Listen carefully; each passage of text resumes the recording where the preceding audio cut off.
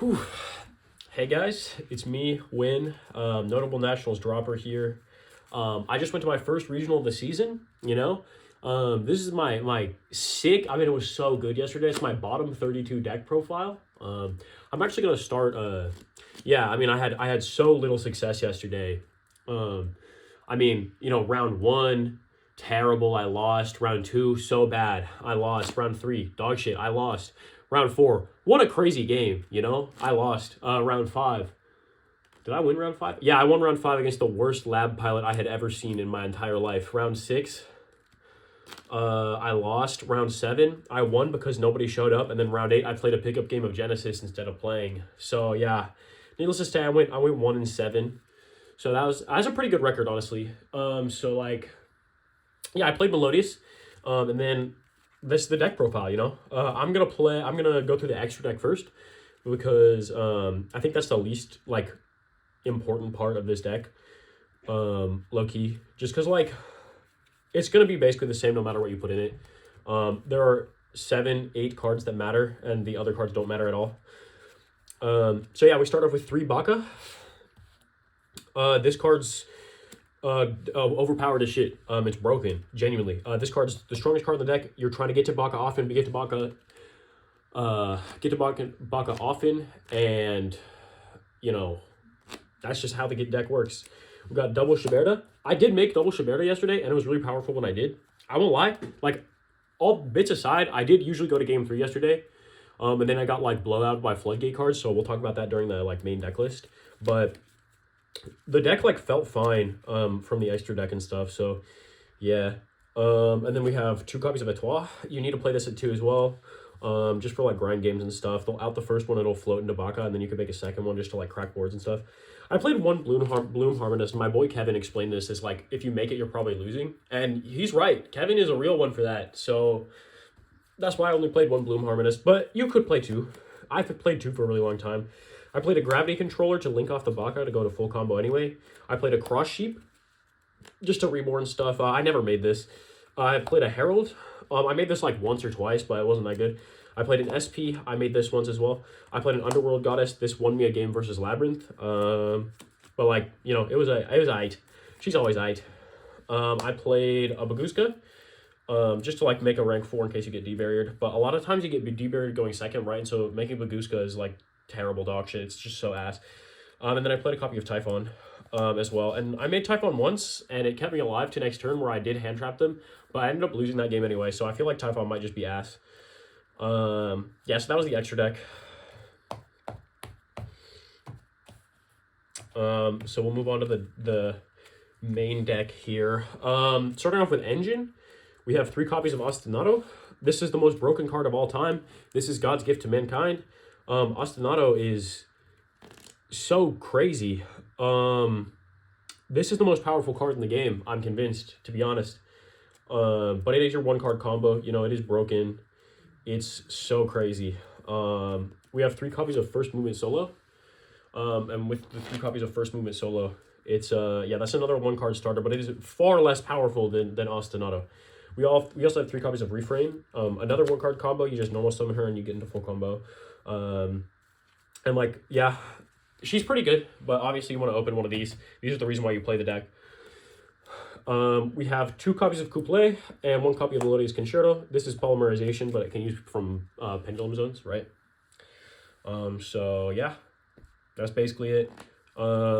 She's really strong. There's argument that you should play this at 2 and this at 3, but I was cutting really, really aggressively to non-engine because I was wanting to just open these or this, and just make sure that that's the way that I win. So, I don't know. 2 cups of Soprano, you have to play 2. There's an argument to play 3 in case that one gets Bestialed or something, but you go through 2 in the course of your combo, so yeah, you have to play 2. And a lot of times I found that the issues with this deck was that it had struggled getting to a fusion summon. And a lot of times that I lost was because one time they changed Dimensional Fissure or Dimensional Barrier to Ostinato. And at that point, you just lose the game on the spot. Dimensional Barrier kills this deck so fast, and so does Dimensional Fissure, so does Dimensional Shifter, so does Different Dimension Ground. Basically, this deck hates these, and so, a lot of problems came from the fact that we're in a format that just does that kind of turn skip stuff, and yeah. So,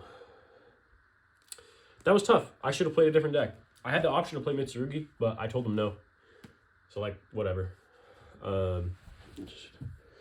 Yeah. Anyway, moving on, we have 2 copies of Sonata. This is how you kill people. She boosts everything by 1,000 if you can do it right. And so, yeah, she's pretty good.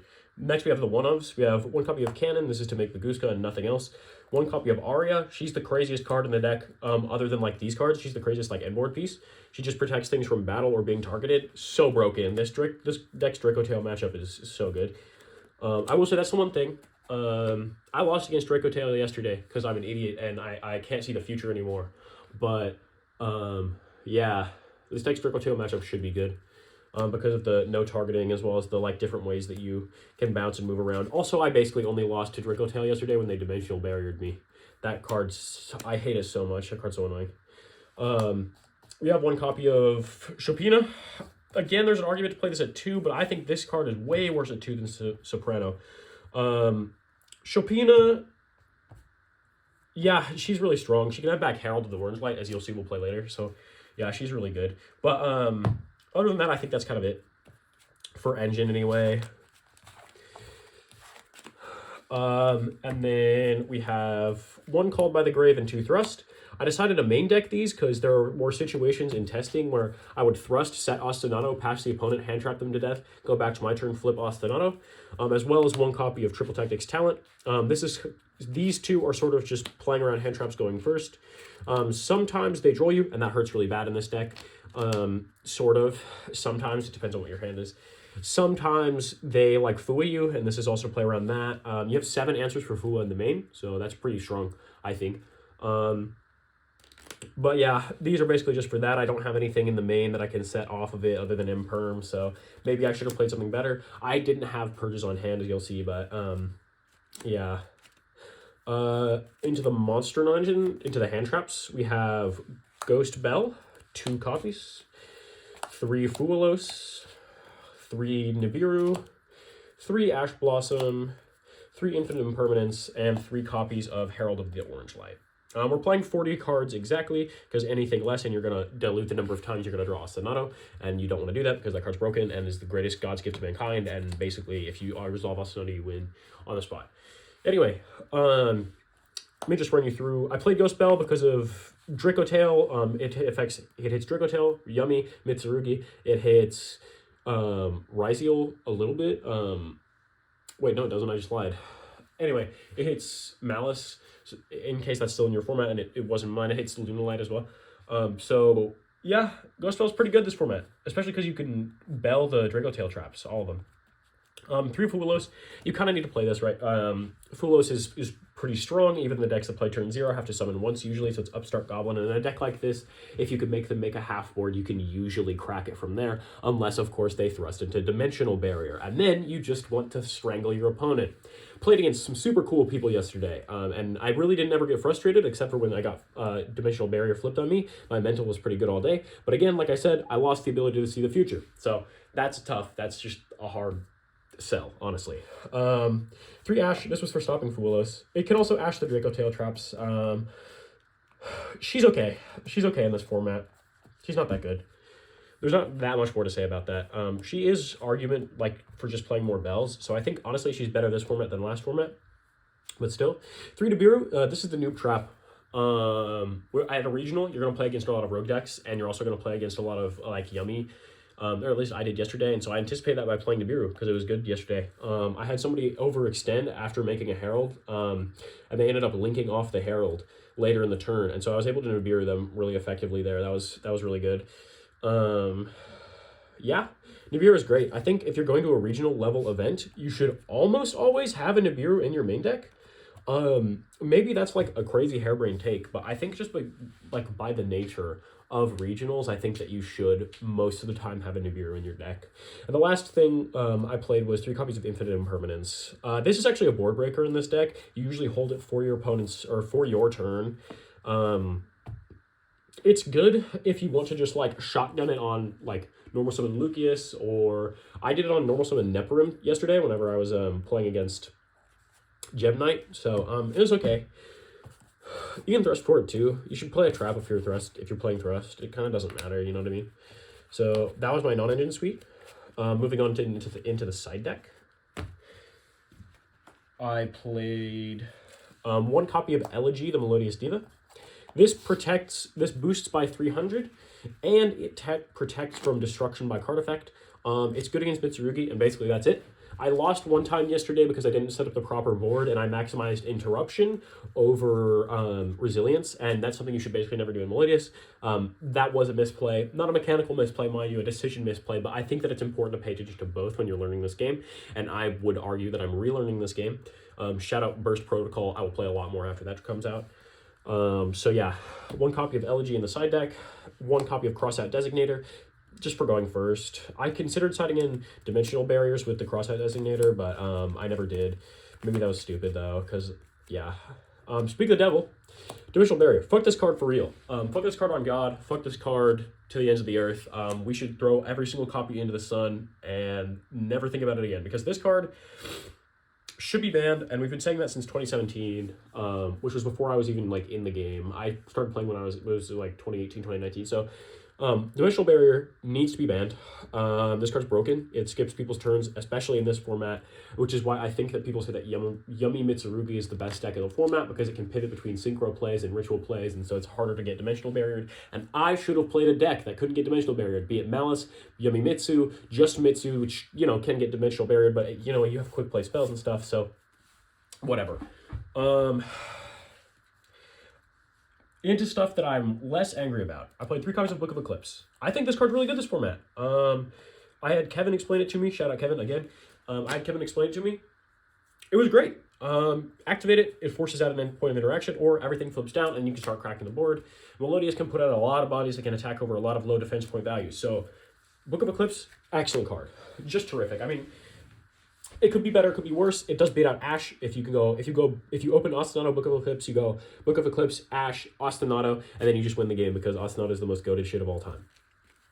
We have 2 more one-offs, Duster and Storm. Let's be real here. If you're going to a regional, play Duster and Storm. Shout out that stun guy. Holy fuck. I didn't play against stun yesterday, but you will always, if you do not side these cards, you will catch a stray. You will go against a stun player, and they will beat you, and you will say, I should have sided Duster and Storm. And that will happen to you, and I'm manifesting it right now if you do not side these cards. So if you're going to a regional specifically, side these cards. A higher level event, probably don't, right? Like, if stun isn't actually creeping around like One Bad Day, if that deck is not in the format, don't side them, it doesn't matter. But a regional, you will run into stun, you will lose, and it will feel terrible. So you have to play these on the side, I would argue. Next, we have 2 copies of Evenly Matched. This card was great. I haven't played this card in a really long time. I pulled this card back from the 2018 Yusei Megaton, and oh my god, it was so good. These aren't that copy, but oh my god, this card is so good. Banishes their whole board. I forced out one guy's entire board with this yesterday, and it was so good. I cracked the whole board. It was a full Yummy Mitsu board, and I cracked it using Evenly Matched. It was so good. I didn't have a starter though, so I still lost that game. Anyway, we're moving on to 3 copies of Droll and Lockbird. You play for Mitsu.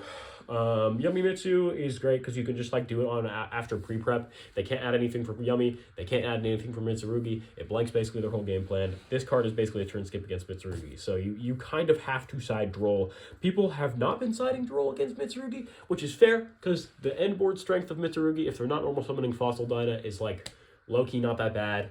But you should probably play Droll this format.